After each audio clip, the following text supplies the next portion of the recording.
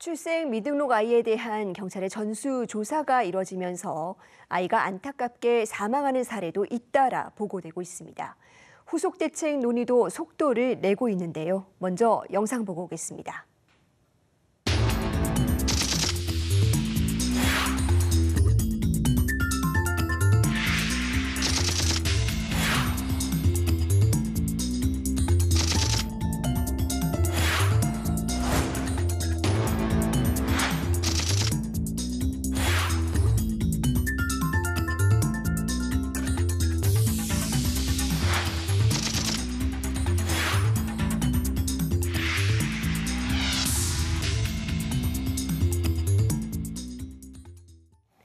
네, 자세한 내용 취재 기자와 더 짚어보겠습니다. 네, 송성환 기자.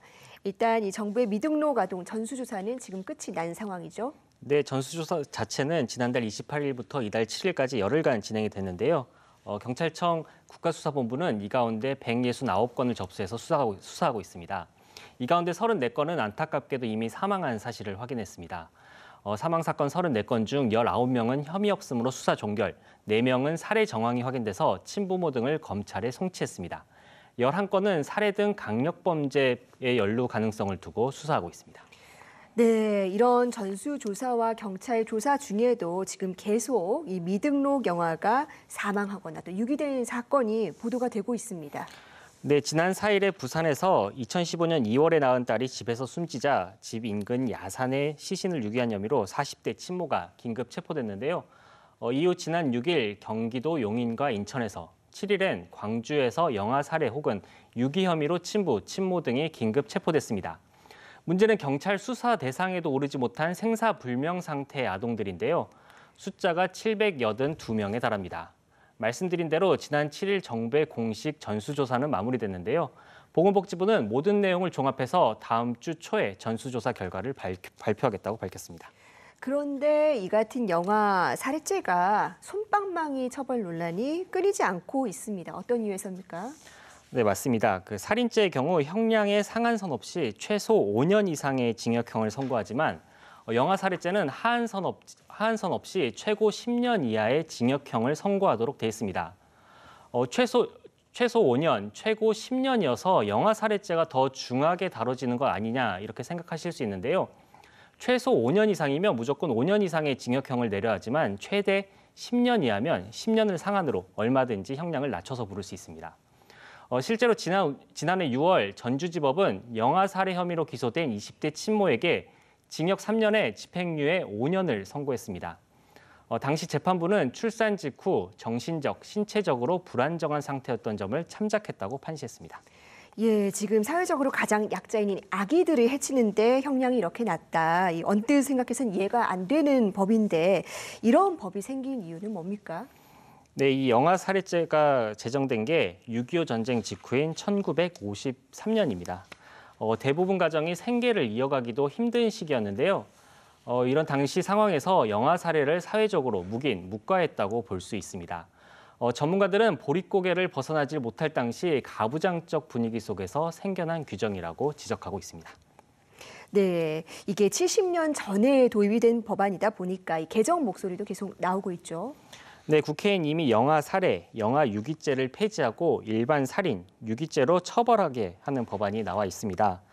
소관 상임위인 법제사법위원회 법안 소위를 통과한 상태인데요. 바뀐 사회상을 반영하자는 취지입니다. 법안을 발의한 조경태 의원의 말 들어보겠습니다.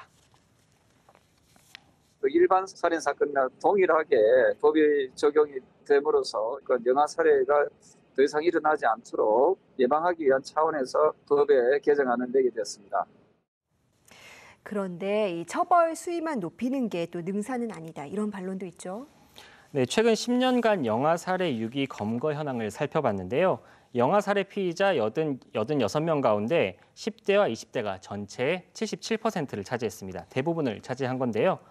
전문가들은 경제, 사회적으로 불안정한 상황에서 예상치 못하게 출산하게 되는 경우가 10대, 20대가 다른 연령대보다 많기 때문이라고 보고 있습니다. 실제로 국내 연구진이 영아, 유기, 치사 사례 20건을 분석한 결과를 보면 영아를 유기한 이유로 산모 60%는 출산 사실이 알려지는 게 두려워서, 나머지 40%는 경제적인 사유를 꼽았습니다. 임신과 출산에 이르는 과정에 여러 가지 사회 안전망이 갖춰지지 않은 상황에서 영아 살해 책임을 온전히 개인에게만 지우는 게 과연 온당하냐, 옳은 것이냐 이런 지적인데요. 관련 전문가 인터뷰 들어보겠습니다.